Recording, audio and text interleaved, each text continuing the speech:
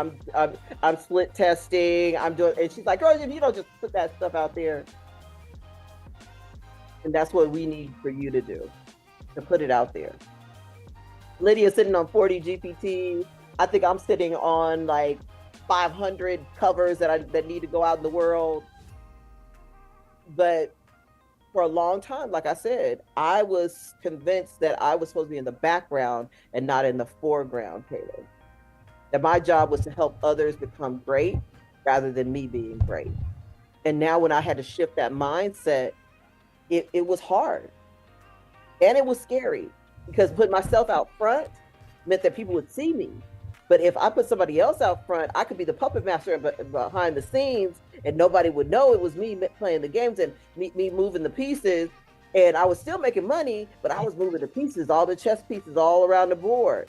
Mm-hmm. Yep, but you messed up, Regina, because you showed people Midjourney and how it was working.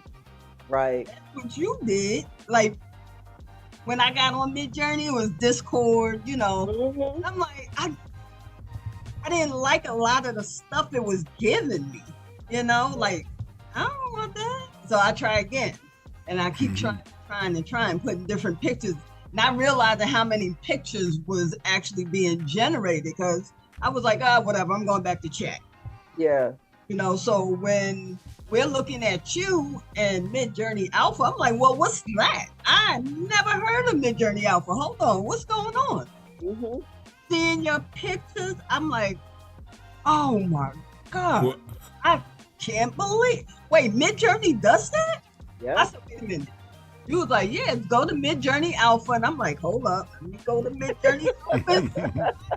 well, So I gotta be, I gotta be honest with you, Regina. When I first heard your voice, I'm like, I gotta do something. I have to work with this person, or I have to do something. This is too good of a voice. I'm like, because I when I was a store manager, and we used to go to a lot of different conferences, and they had all kinds of people talking, and I seen all the energy, the way they talk, and I'm like, yeah, that's who she's from.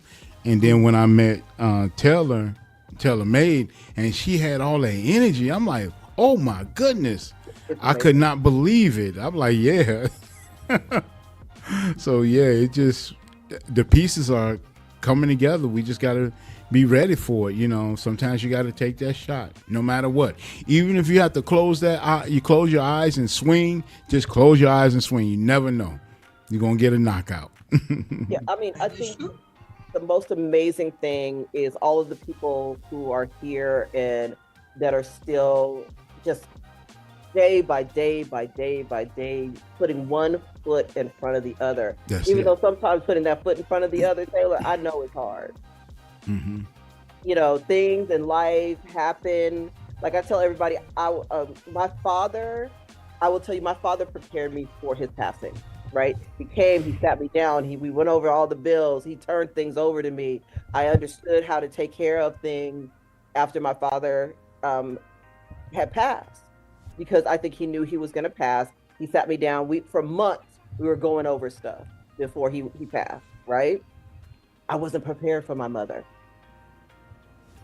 I wasn't, and it was the most devastating thing I have ever gone through in my whole entire life.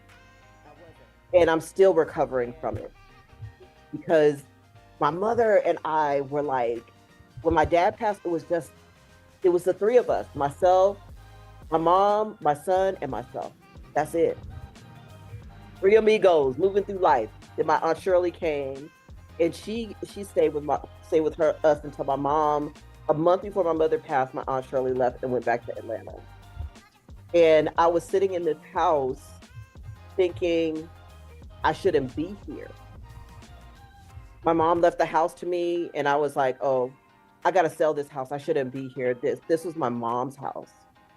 And until I felt like this was my inheritance that she left me, and I took complete ownership over it, because I didn't move anything in the house. The house still to this day, it still looks a little bit like my mom because I haven't moved hardly anything out. But to take over ownership of this home changed my whole perspective. I was already paying for the house because my parents didn't pay the mortgage. I paid all the bills here, but it was their home. I came back when my dad got sick. And my son was like, Mom, you've been taking care of this house for years. And it hit me. It took him to say it for it to hit me, Taylor, that the greatness was already there. I was already doing it. And the same thing I'm seeing in you. The greatness is already there. You're already doing it. But sometimes we get so blinded by the things that have happened to us that we don't see ourselves. And I know that happened for me. I didn't want to do anything after my mom passed away. Nothing. All I was going to do is sell this house and go on a cruise ship somewhere. I was out. I was giving up on my life. I was done. This part of my life was over. I was just going to be on somebody's cruise ship, sitting somewhere, put my money in a money market account, catching interest, and that was it. But God had something else for me. He had something else. He had me to, during initially I started during my father's illness, and then I went really into it during my mother's illness.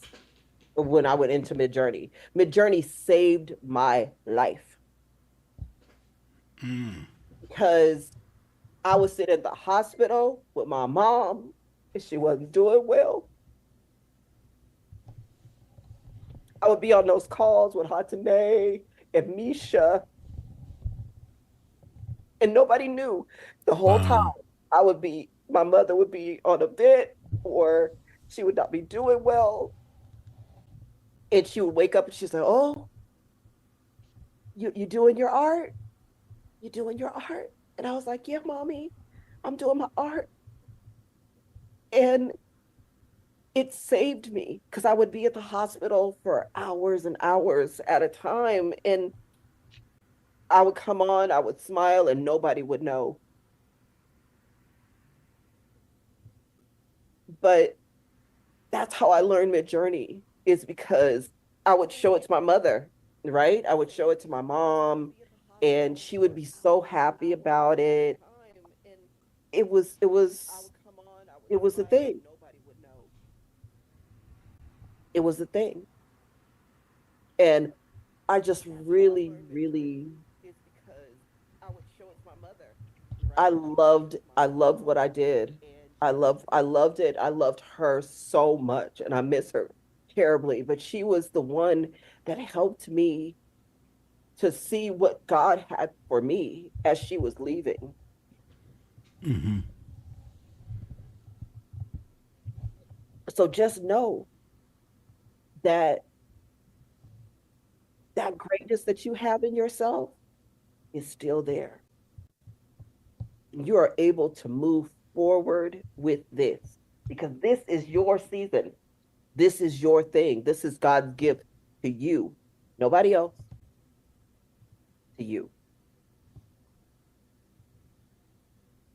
And I know, like I said, I know it's a lot. It's a lot. I'm excited about it. It's scary. I'm scared. I am. But that's what makes me want to do it because I'm so used to running away from everything that Yeah. scares me that now I'm like, you know what? I'm finna run towards everything that scares me, Yeah. you know? So, yeah. So, Taylor? What I did was I put the YouTube live on mute where we can only see it. So, well, not the YouTube, but the Facebook live. Okay. Okay. Yeah, Taylor, you said that you are running towards what scares you, right? Don't look at it that way. Look at it as running towards what is yours. Oh, And what God has for you is never scary. Never. never. It's kind of like if you hear his voice, and this has happened to me once in my entire life. And again, it was after my mom died. Mm. And I didn't know what to do. And I prayed, and I was in her room because after she passed, my aunts knew exactly what I was going to do. And they said, "You're not making that master bedroom a shrine," because my dad had Uh, passed years ago. They moved everything into her bedroom from my room. Everything, including my mattress. They switched the mattresses out. They said, "This is your room now." And I remember laying there one night